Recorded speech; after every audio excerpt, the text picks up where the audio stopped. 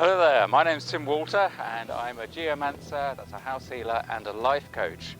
And today I want to talk to you about ley lines and earth energy, and that's where we're heading, up to the trig point on top of this ridge.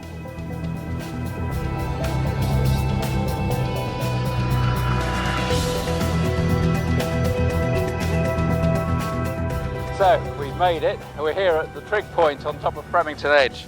And I'm just holding the microphone, shielding the microphone a bit, because obviously it's very windy. We're several hundred metres high.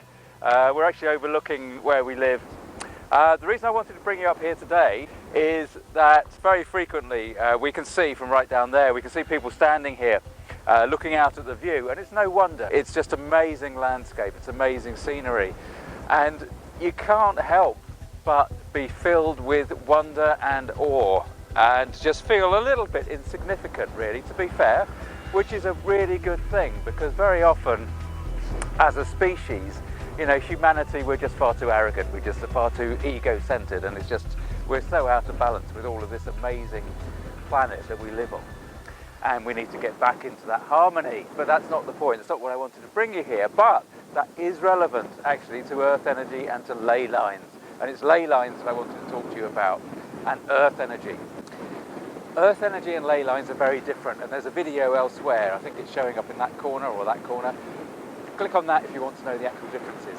I'm going to talk to you about earth energy, but the reason I've called it ley lines in the title is because people usually get them confused. Earth energy is absolutely critical to the way that we function as human beings, and it's critical to the way we function as individuals. It's all about our relationship with the landscape outside of us. If we look at life from a spiritual point of view, and a lot of the alternative life coaching that I do, the reason it's called alternative is because fundamentally I'm helping people shift their perspective and look at their life from a spiritual point of view.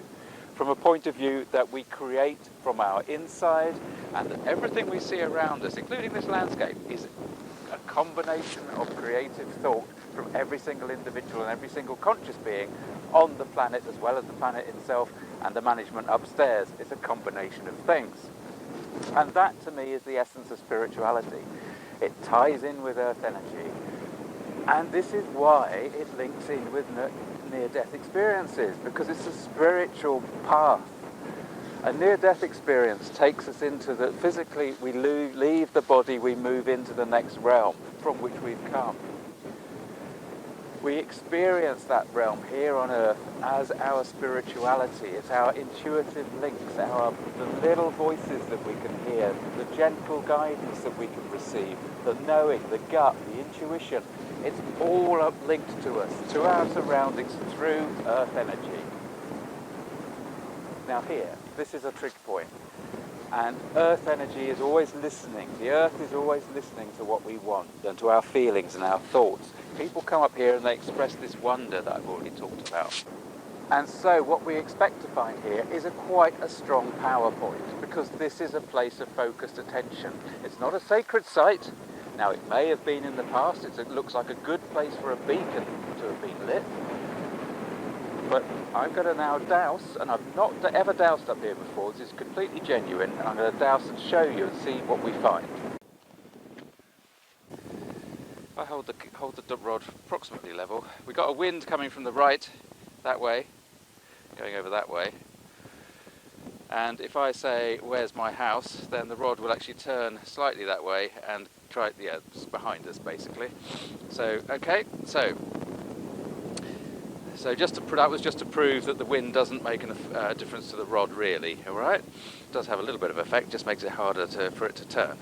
Okay, so I want to ask if there is an earth energy power center near this trig point, and as I'm using one rod it will move that way, which if I was holding two they would cross in front and therefore indicate a yes. So there is a powerful earth energy power center near the trig point. Yes, we've just confirmed that, yes, right. So could you please show me in which direction it is? Please show me, point, let me find this earth energy power center, which is near the trig point. So we're moving, okay, there we go. So we're going to follow the rod.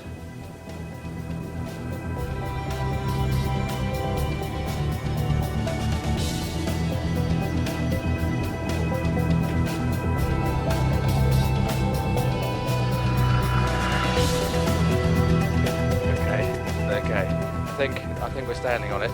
So you can see my shadow there, look. So is this the Earth Energy Power Centre right here? That's a yes. Okay.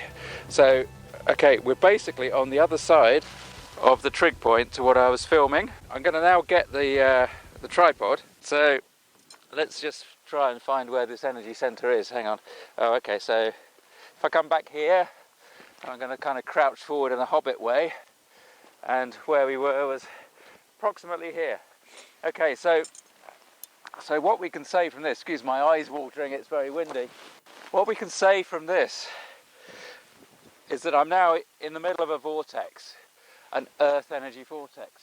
And what that would suggest to me is that this side of the trig point, most people actually stand and look at the view. And that's why the power centre is basically here. Most people would probably stand just to the left of the trig point there, behind me.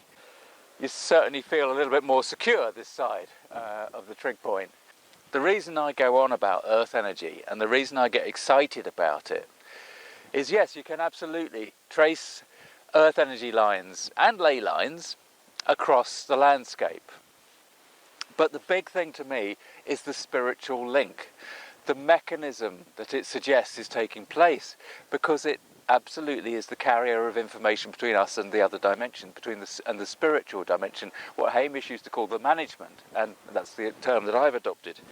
I'm going to shelter this again, hopefully you can hear me. And that's why the ancients were so drawn to places that already had a certain power to them, a certain feeling to them. And these would be the sacred sites. So, I mean, originally Stonehenge, the site, would have had a massive power vortex, an Earth energy vortex there.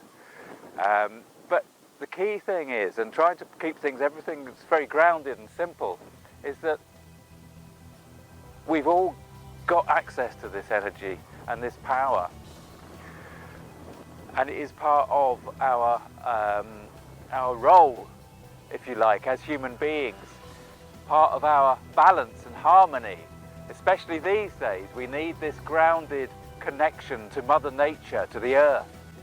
In order to be sustainable, we need, most importantly, we need to be in harmony and in balance in our minds. And right now, as a society all over the world, apart from the indigenous aboriginal type populations, we are out of harmony with the Earth.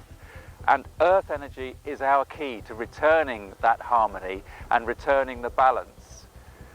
And that's why I get so passionate about it. And that really, to me, is the key thing about Earth energy or ley lines, wherever they are.